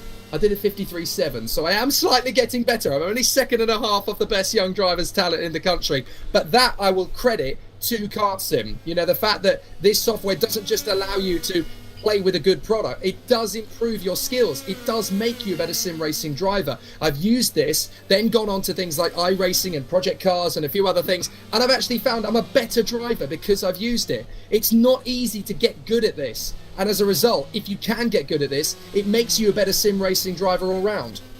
And also real-life driver as well. I mean, you got to think, this is something else that a number of outsiders looking on the esports world may kind of take for granted. It's just how fit, how mentally attuned and physically attuned you have to be to perform at the very highest level. You do have to be a very strong athlete. Yeah, the only aspect, exactly as you say, Jake, you don't have to deal with is the G-force side of things, but you've still got to be very mentally quick. You've still got to have the actual skill to be fast. But all of that is directly transferable to the outside world. And that's why these top teams, as we rightly say, are picking these drivers up. I imagine in a few years' time, maybe some of these drivers might actually be in major esports operations maybe even in the upcoming McLaren Shadow operation they've got going as well, because you all know about McLaren, obviously what they've been doing as well. And of course, the big opportunities that come with that, of course, the mighty Flying Dutchman Rudy van Buren as well, who I've had the pleasure of commentating on several times throughout his career, who won the first season of McLaren Shadow, and now obviously the McLaren development driver going into season 2 as well. There are huge opportunities coming up here, and we talked to our teams before. I wonder what it would be like if they got Rudy in on this whole Kart Sim business. He'd probably just wipe the floor with everyone. Well, I say that, but he might not. Well, do you know what? He was watching the FIA World Championships at Kristianstad, and when I told him there's a kart sim that's just as realistic as the real thing, he did raise an eyebrow. So maybe I might just be able to convince him to have a look at it. Oh, go on then. Do it. Everybody be very, very afraid. If Rudy Van Buren gets one whiff of this, you might not see which way he went. Yeah, I mean, he's blindingly quick, but then again, a lot of the drivers here are blindingly quick, so as good as he is, the likes of Hamlet, Ellison, Richardson, Williams, Everett, Malcolm Smith, Alex Richardson, remember, in the junior, I believe, he's a senior driver. I keep thinking he's a junior driver, but he's a senior. Alex Richardson won the hot lap competition the way he's entering into this championship, and he's been right up there ever since. These guys could give Rudy Van Buren a decent run for his money. No word of a lie, these could be up there if it ever happened, but we're just speculating at this point, ladies and gents. What we really should be focusing on right now is the present, and that present is, well, currently in Ben Hamlet's hands. He is currently top of the timesheets, half a second up on Ellis Richardson. Again, that's not going to help the likes of Smith, who's got to win. Yeah, it's hard to begrudge Hamlet a race victory again in the kind of form he's in, but it's all about how Brandon Williams handles the pressure, and it hasn't escaped my notice that even in the practice session, yet again, Brandon Williams isn't outside the top three. He just solidly seems to be at that sharp end, and all he has to do is remain there effectively. He needs to keep on top of things. He cannot afford to let the pressure get to him. He's got to focus on the race, the driving around the circuit, and the championship ramifications will have to play second fiddle to that, because at the back of his mind he'll be thinking, well, I could get in an F4 car as a result of this, but you can't afford to think like that. You've just got to be in a position where effectively, you are in control of your own destiny. You cannot let the outside factors play into your mind. Yeah, external factors, you can't let them get in your mind in a race like this of this importance, and ultimately these drivers are probably going to try and clear their minds as well as they can before the race actually starts and just prep themselves in the best way possible ultimately. And for Ben Hamlet, it's just going to be about a win. He's got nothing to lose by going for the win. Ollie Ellis Richardson has got nothing to lose by going for the win. Brandon Williams kind of needs to get the win, or at the very least stay ahead of Malcolm Smith, and Smith needs to beat Williams by at least 7 points. So it's Smith's to lose, really. He's the one who's got to go for it here. Meanwhile, fastest junior at the moment is Matthew Higgins on a 57.845, which is only 0.2 of a second quicker than Declan Russell, although he has just binned it in the braking zone for the second hairpin, trying to improve. So the pressure cooker definitely getting to these juniors, because they'll all know how significant the Ginetta Junior Driver Championship is, and they'll all want to get into it. So again, that little bit of pressure just in the back of the mind, you've just got to wipe that from the mind. It's just another race on the sim. You know how to drive the laps. You've just got to stay focused. Yeah, Lauda's problem, though, in terms of the championship ramifications, not only is he behind Will Chadwick, who he's fighting with for the title here, but he needs Will Chadwick to DNF, because he can't, with the amount of juniors that are here at the moment, and that's 5, with the amount of juniors, he cannot make up the points gap in one race alone. He needs Chadwick to DNF and for him to win, and right now he's back of the field. So with Matthew Higgins, who's in third, fourth in the championship, doing as well as he is, and Russell being there as well, I reckon Higgins and Russell fight it out, possibly an overtake between the two here, but Chadwick walks away with the championship and Lauda second, possibly third. So it could still go either way here, but it's not looking good for Lauda if he doesn't get that pace up. Yeah, I can't ultimately see Chadwick retiring from this one. He's got himself into a very nice rhythm. He won't push himself too hard. As long as he finishes, he's got the title. Exactly. Do you know what? When he gets into the race itself, I don't think he will really resist. I think he'll resist the pressure. He'll just get himself into that zone. He doesn't have to push too hard here, and that's ultimately to his advantage. He doesn't have to go over the limit. He just has to keep himself in a decent frame of mind. He can't afford to let, again, as we mentioned, the outside forces get to him. He's done all the hard work already, ultimately. He's got that 15-point advantage over Lauda. He's got that 18 points over Russell. It's up to them to chase him, not the other way round. And we've said it before and we've said it again, it's easier to chase than to be chased, but considering how strong Chadwick has been over the season already, there's not a massive amount of opposition. Even if he drops, even if he gets a lower finish than he has done so far this year, he'll drop that and he'll gain another couple of points based on what he's done already. So it's not that big a problem from his point of view. Not a massive problem, really. No pressure here on Will Chadwick compared to James Lauda, but ultimately, Chris, we'll just have to see where it goes, won't we? Indeed, we had a lot of surprises last time out, and I have no doubt we will this time again. But also, there's the other aspect of how well they can just, exactly as you were saying, Jake, they've just got to keep the focus. But also, when the pressure is on, when the adrenaline is running, it's so easy. Just involuntary push as such, but you push more than you initially intend just because you're in the moment. The visor is down virtually. The red mist descends, and you push too much, and you make a bigger mistake than you really ought to have made in the first place. So it's focus but control that these young drivers need to exhibit. Yeah, you're absolutely right. And the thing is as well, their opposition are all very much in the same boat as them. Some of these guys are obviously in or around the Super 1 Series paddock in real life. They may not have had quite the campaigns or the financial backing to get into that position in the first place. So they're all fighting to get that sort of credence. What this virtual championship offers them to do is basically get another route to the top. And they're all doing that in a very different way. But the pressure is still just as intense because they know that the pool of drivers around them are in a similar boat. So they need to get that opposition out of their heads. They need to just focus on it and carry on with their own discipline. So that added pressure cooker really does give the drivers a big problem to deal with. It does. It gives them a significant problem with the pressure all mounting up ultimately. And as we go into qualifying, we'll see how that manifests in the drivers themselves. But really, this is the big one now for these guys. This is the one that matters the most. And we keep saying, of course, top three, getting that tested, but they all want to win. That's the problem. Everyone wants to win. That they do. But it's all going to be... Consistency is absolutely key. We've said it before. And that is what these guys are going to have to kind of do. Just to... It takes a lot. I don't envy these guys. I respect all of them so much. I've tried some sim racing myself, and let's just say I'm far better adapted to behind the microphone than behind the wheel. I'll openly admit that, and that's why I sit here. It's far more comfortable for me. The pressure, even for an adult, even for someone with life experience, is still very hard to handle. You're in that, as you say, Jake, you're in that pressure cooker environment. Not everybody thrives in that. Some people do, and I envy them. I really do. I'm very much the one to choke. Under pressure, you make that mistake simply because somebody is there. They may not even necessarily be challenging you directly. They're there. They're there, and it's that discipline to just say, no. If I hold my line, they're not going to do anything. Or they can't do anything, depending on the nature of the circuit. So, there's so many other factors that these guys have to take into consideration other than just breaking points and the lines they have to take.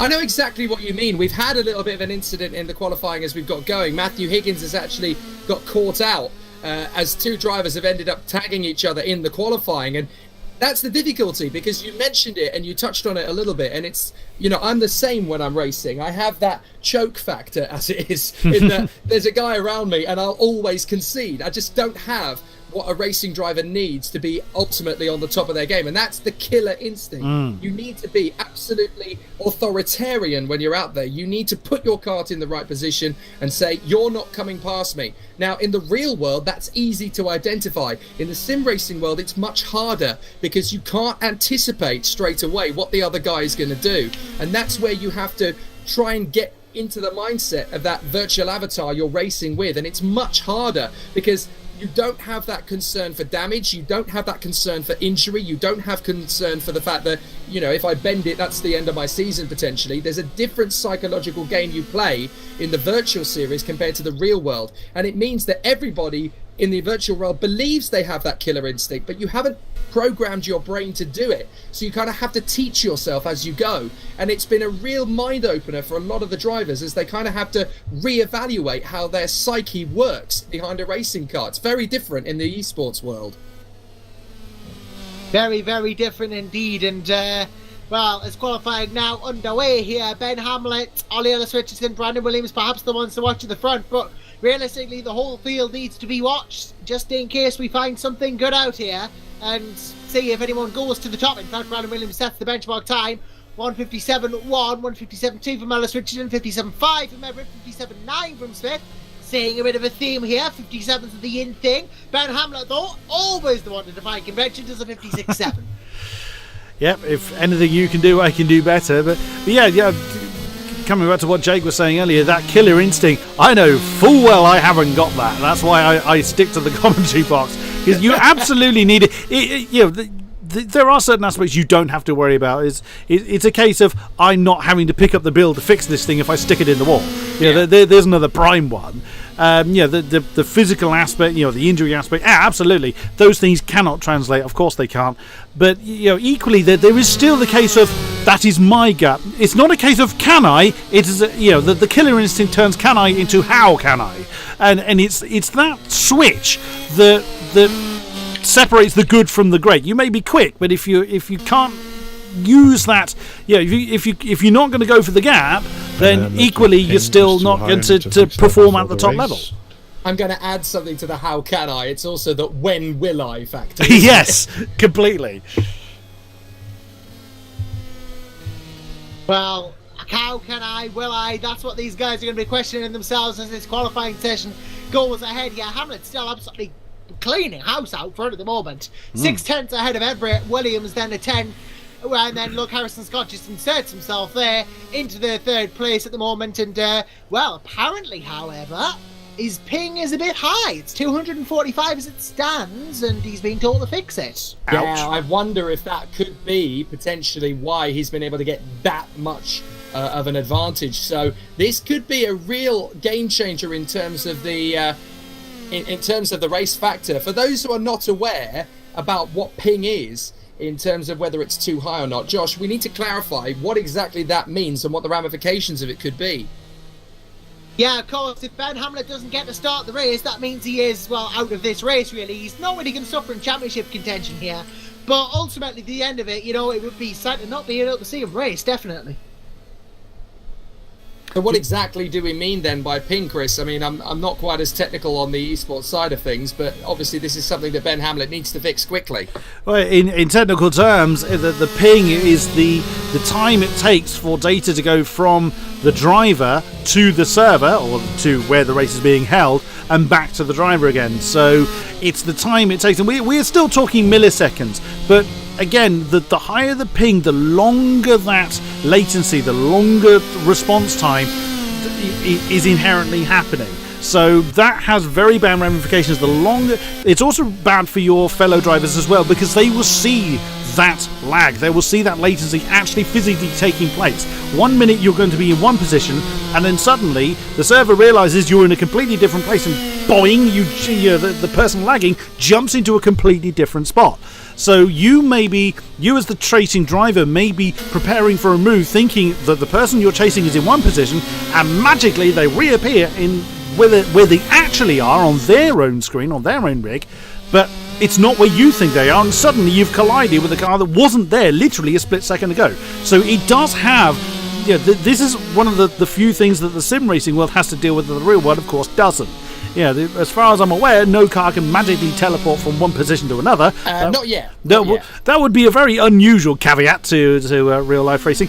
But if someone's got very high ping, long latency, something that is causing a delay from their side, it has real bad ramifications mainly for the competitors around them, but equally for they themselves. If you're the driver that's got the bad ping, the high latency, essentially everybody around you is in not necessarily the wrong place, but will just be pinging around everywhere, because your game, your simulator, is updating slower than it should be. So instead of a smooth transition for your opponents around you, so allowing you to judge your particular responses correctly, everyone is jumping around, so it makes your life that much harder, and you will then end up the one having the accident through being unable to plan your moves properly. So it is really something that does need to be sorted out.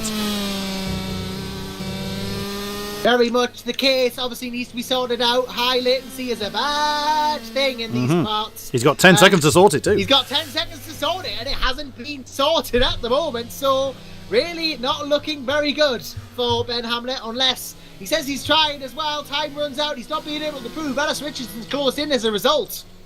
Now, if he doesn't start the race, then effectively that puts Ollie Ellis Richardson and Brandon Williams on the front row of the grid, and the gates of Valhalla open up for Williams, effectively, because you've got to look at Hamlet on raw pace as the potential ipso facto race winner, but Ollie Ellis Richardson could actually give Brandon Williams a bit of a benefit here, because if Ollie Ellis goes out and gets the victory, then that's fine. Brandon just has to sit behind him. As far as he's concerned, in terms of the championship fight, Ollie Ellis Richardson's only done the last 3 rounds. He can take his first victory, no problem, but all he has to do is effectively sit behind him, and it is virtually a victory. Indeed, and of course Williams' main rival is 2 positions behind him, will be sat directly behind him on the grid, unless of course there's changes in the last few moments, which Williams is back in the pits. He doesn't improve, and neither does Everett.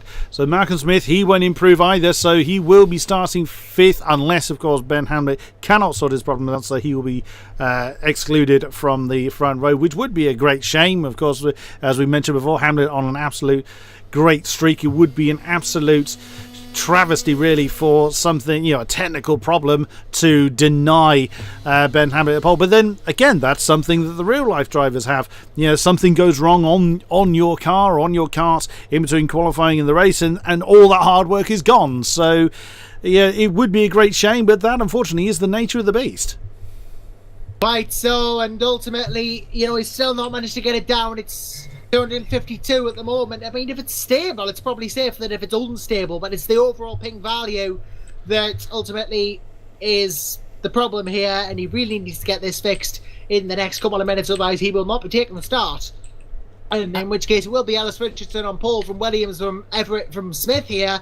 So ultimately, Ollie Ellis Richardson may have inherited a pole here. Yeah, and the difficulty as well is that Hamlet can't even really hope to start from the back of the grid if he doesn't get it fixed, because it doesn't fix the problem.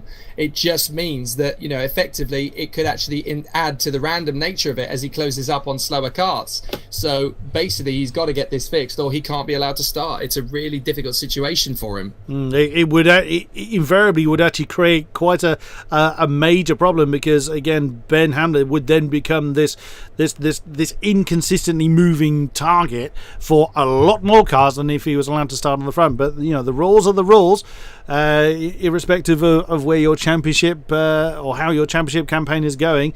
That is something he's got to fix, and he's got mere seconds to do something about it, but it doesn't look good for him, sadly. Yeah, not looking good ultimately, and the rules though, just to note. It is a rule book requirement that your ping get right, and it's not looking like he will manage to do it, unfortunately, by the looks of things. It's still 227 and climbing now to 228. So realistically, both I ways, think, so. and it's both ways as well. Remember, it's the amount of time that it takes. So he is within the rule. Oh, apparently I'm told he is within the rule. Oh, well, in that case. So then it's very close. But it is very close. Yeah, and that basically means that it's going to be quite tricky. He's got to be more careful than anybody else out there when making overtaking moves. He can't just hope to squeeze on the inside line and hope that it will stick. He's got to know that there's a wide open gap and he can get up the inside without causing any contact. And it's very, very tricky, because that basically it leaves you absolutely no margin for error whatsoever, and that makes things particularly difficult. Indeed it does. It's actually gotten worse as we've been talking, ironically, but down to the grid we go, and he will start on the front row, but he himself said he will pull off if it becomes bad, so obviously he'll be forced out whether he likes it or not. If it continues to be, oh goodness, it has actually risen quite a considerable way, so he may well have to exclude himself if it doesn't improve very, very quickly. However, we have a race to talk about irrespective of that. Yeah, we do. We have a race. Ben Hamlet in only just by the looks of it. It's going to be on the cusp for him, so we really want to watch Ellis Richardson as the lights go on. And the lights for the final time this season go off. Ellis Richardson on the right, looking to get a good start from Hamlet and the rest of the field here. Alex Everett too, and Williams, they're all packed into this problems already. Everett comes up and Cloud Higgins, and they're both off by the looks of it. Hamlet gets away nicely though. He is out of harm's way here, and Ellis Richardson chasing behind as well. Williams, Chaddick, Smith, Lau, the farmer. Everett has lost his front, Bubba as is Higgins, so they're both going to get penalties. Harrison Scott at the back of the field, remember.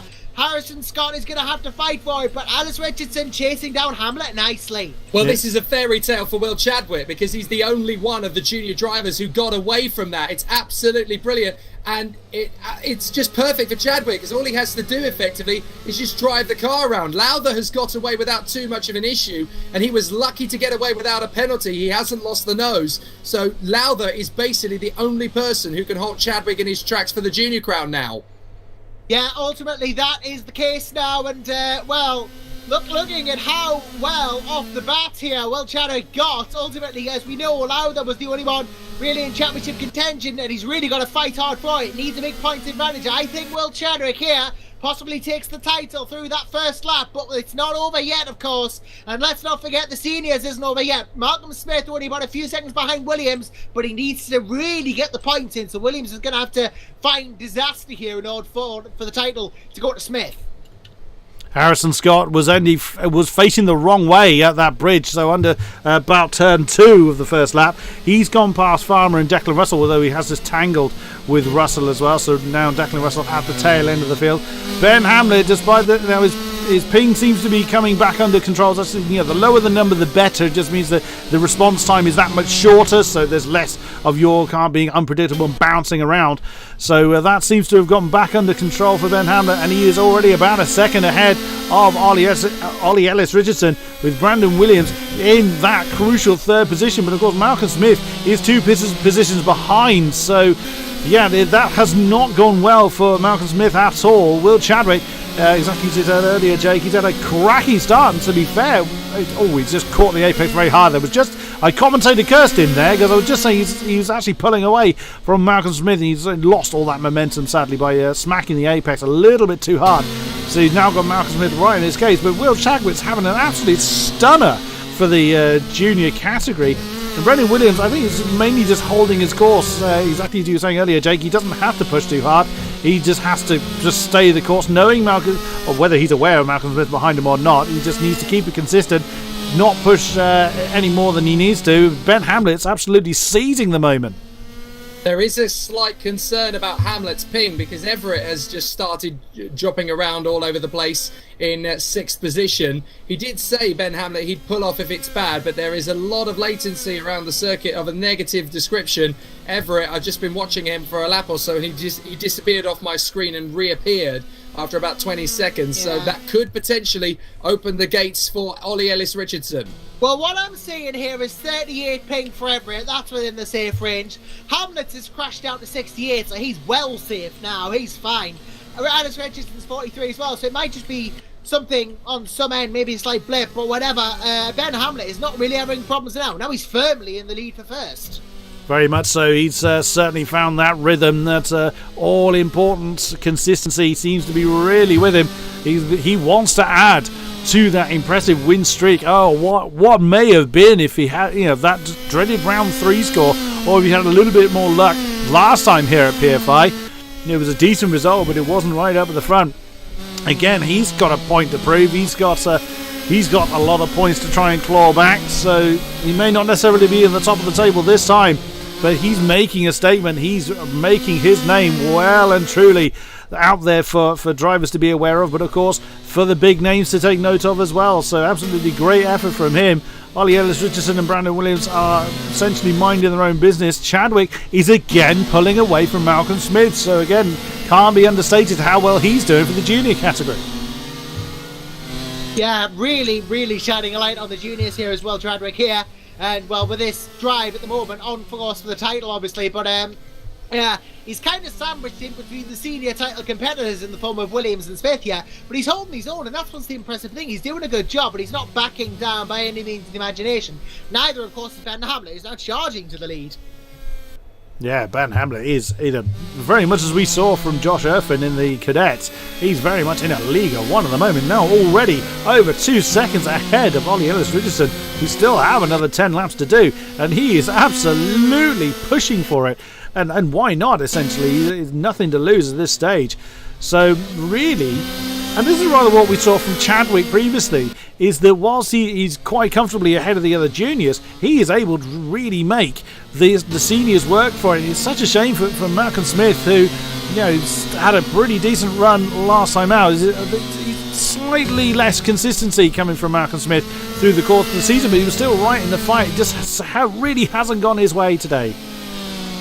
I'm trying to do the mathematics and figure out what winning this race would do to Hamlet's score, because he'd gain another 75 points result, but he'd only have to drop 63 points. So that would give him an additional 66. Now, I think that could put him into second or third place in the Drivers' Championship.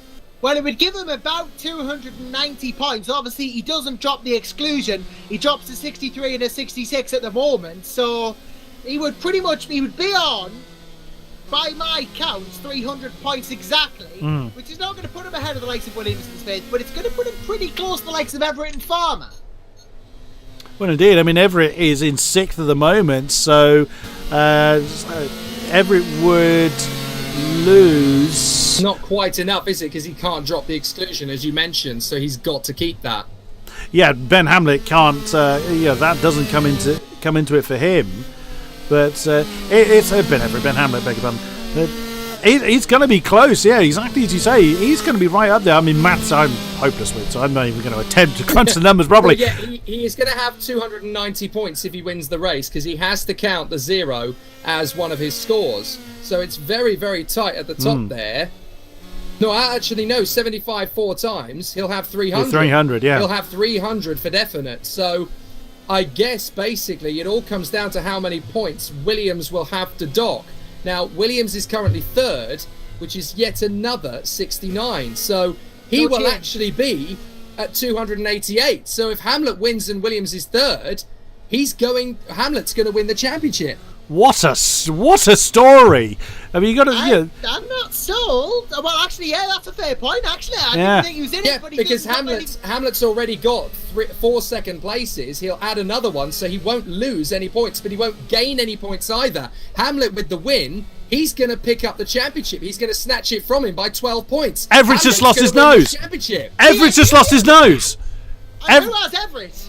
No, he has actually, Everett has lost his nose big time there, and looking forwards, Ben Hamlet's still got his, but yes, I thought he had a chance. I thought he had a chance at the title, and it turns out Ben Hamlet actually does. Well, and truly, yeah, very good spot. You've knocked me for 6 there, son, and that much is for sure.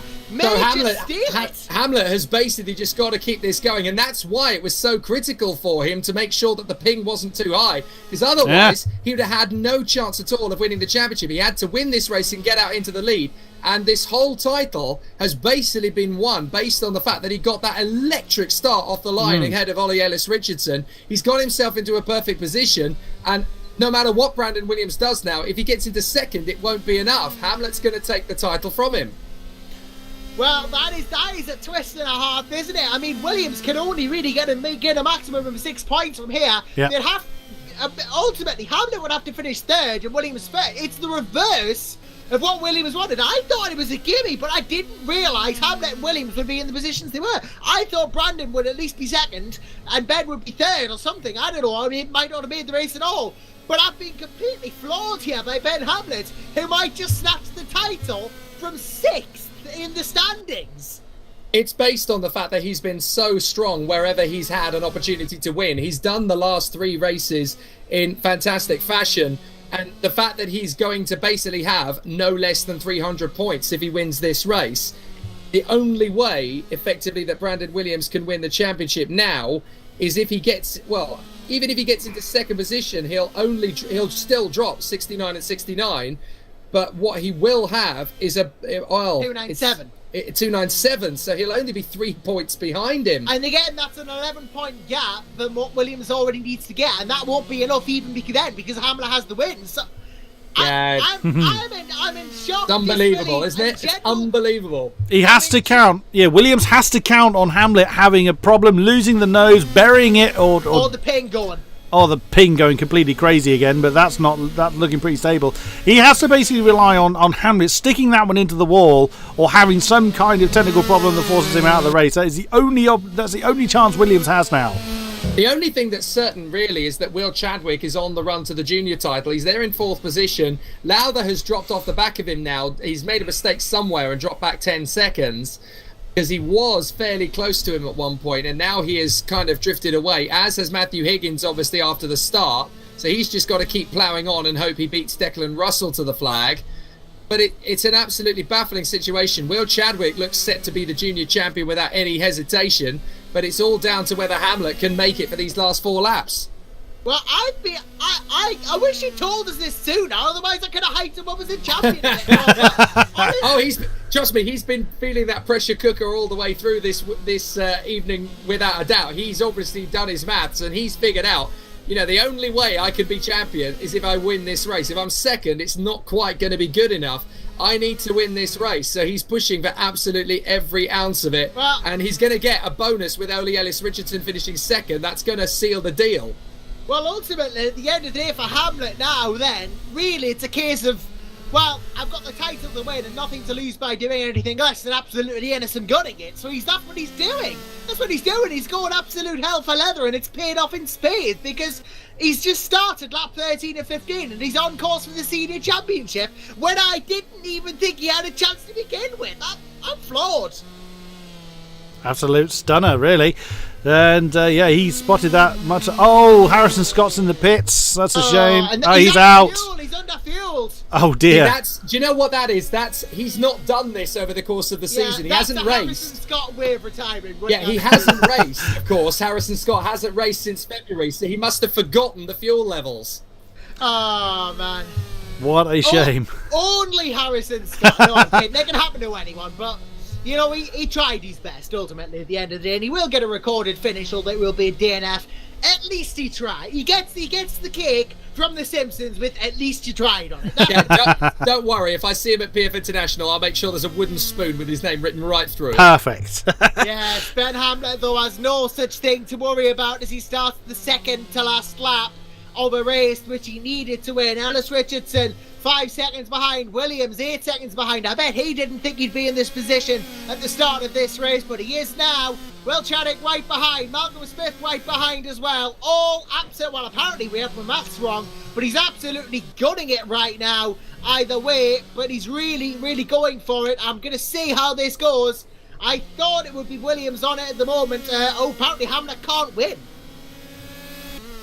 I'm being told Hamlet can't win. I thought he couldn't. But ultimately, I'm just looking actually. It's 75 for a win, 70 for second, 69, then 66. So ultimately, if Williams gets 6 points here, less than Hamlet, at the end of it, and we know he can't drop a 0, obviously, so he'll end this season with 300 points if he wins. Surely he'll end with he ends up with 300 exactly.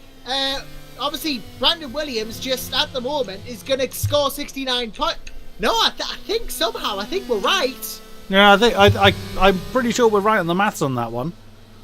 No, I think we are right as we start the final lap. Either which way, my Ben Hamlet, regardless of whether our right maths is right or not, is on halfway through the final lap. Regardless, we'll sort the maths out afterwards, and we'll decide something or other along those lines afterwards. And it's all yet to be decided by mathematical formulae and equations. I don't know what's going on anymore, but what we do know is that regardless of who's actually going to take the spoils here, Ben Hamlet is going to come on the final corner and win the final race of the 2018 Super 1 British Esports Championship. Whether he hits the title or not is yet to be seen. You know what? He goes over the line backwards, but I've done the math. That alone. I've done the math. With Williams in third position, he does take the title. He does take it because he's going to add 69 points to his tally. He can't drop anymore, but because it's 5 out of 7 that's resulted, he will get the title. So Brandon Williams has just sealed the deal. He is the champion. Our apologies. I was about to say there, the champion of the 2018 Super 1 British Esports senior season is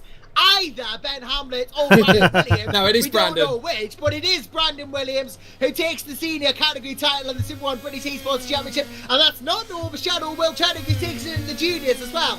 But all top 3 in the championships, both ways get the test days, so they're all winners in that sense. And I'm probably going to, after this broadcast ends, have to go and have a beer now for being doubted on my maths. Fantastic result for the guys in the top 3, particularly for Will Chadwick and for Brandon Williams in both categories. They've really been patient all year. They've got on with the job. They put themselves in the right positions all the way through the year. They've handled it with maturity and dexterity. They really have earned their plaudits, and it's going to be great to see Will Chadwick getting that test with Douglas, and it's going to be great to see Brandon Williams getting his test in Formula 4 with Arden. Hang on a minute, I think I know where the confusion lies. Remember that he's dropping a 69, of course. Yes, that's right. He's dropping a 69 and adding 75, isn't he? Well, Yes, that's right. He got 75, 75, 69, 69, 69, and he's dropping another 69. That's right, yes. But the 2 drop scores have already been added into the championship points, so he adds 69 points total. Apparently. Yeah, that's where I went wrong as well. But he's already, it's 288 takes into account drop scores, but even, yes, we must add another, points, and I think... Yeah, Williams has got it. Yeah. Williams is the champion, but it could be Ben Hamlet. But realistically, that doesn't matter because we've had some fantastic racing this season, and one of the 2 is the champion, and it's been a great evening. Hasn't it just? Great effort. Again, well done to all of our champions, well done to all of our competitors that have gone through this process and given it their all up until the last. Hasn't gone, there's always winners and losers, but the winners really have shown absolutely truly what they're made of, and it really does bode well for them for the future. Yeah, I can do the math on this. Brandon Williams has 357, so he does win the championship in front of Malcolm Smith. Really good effort. Well, it is a good effort, and it's been a good effort from everyone all season. And, well, speaking of seasons, the season is over. Now it's all done, dusted, completed, ended, and over, and not running anymore until 2019. So we've all got to go find employment now. I'm sure Jake Sanson's got it in spades, and Chris Buxton's not going to suffer. I probably am. But either which way, from everyone here at Tip 1 British Esports team, I'm Josh Randerson. He's Chris Buxton. He's Jake Sanson. We have champions. We don't know who they are. Well, I'm lying. We do. But we have champions in junior, senior, and cadet categories, and they're all going to get the rewards and prizes at the end of the season. But what's important is thank you for joining us tonight for Super 1 British Esports Championship for the final time in 2018. And from everyone here, we'll see you again next year.